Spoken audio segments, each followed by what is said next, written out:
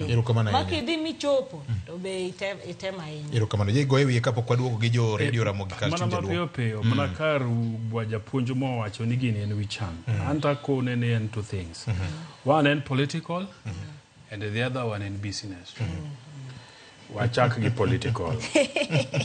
Political simply nikech nitie ji mabende bro wacho ni Rigiji was not the choice of a majority of Mount Kenya MPs for deputy president. Okay. Nok gidware. In fact wajumbe te manogo kura.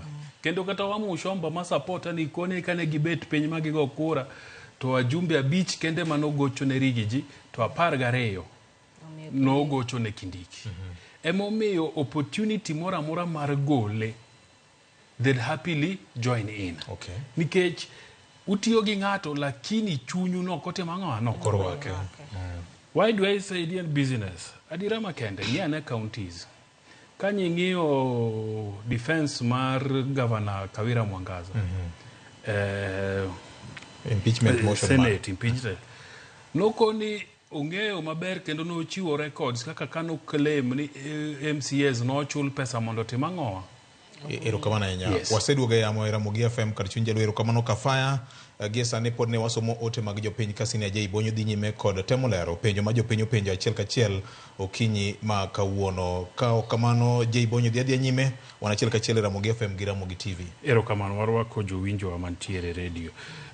Koro kata mar Rigiji ni bende ing'e ni katiba wacho ni giyudo wajumbe adiwa. Oyudo 116. A third. Kende. To nitiere moro midwa koni iyudo absolute majority. Ni wajumbe mang'enye mokalo otimo ang'owa othicho ng'ani oko. Wora nyaka ng'idoge ofuki. Mondi goli e gimoro. Nikech nitie moko mabro penji ni to anto Gachagua ne an kata kugole konya gang'o. Ang'o miyo nyaka ket koka gini. Ineno. So adira makende bende en opportunity mar MPs moko loso pesa. Nikech obro kodi an gino kasaina. Anakia gimo me odwa impeach bwana. Obed kanyo kiko bedi oklichna. Endalo keyo ne jomoko.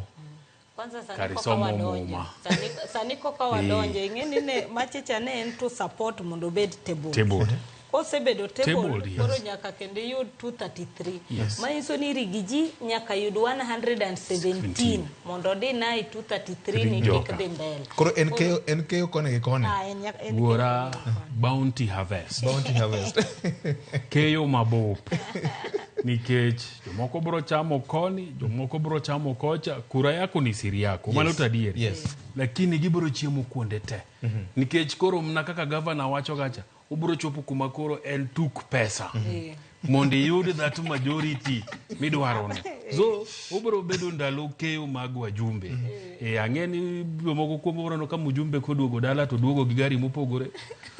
Duogo ka koro kit wuoth ne bende koro lokore, projects ne moko manyicha dika gi madignika bende koro bro chakore. Mandalo keyo. Erokamano. Nitie wer moro ma jawero ga kanisa ni keyo biro.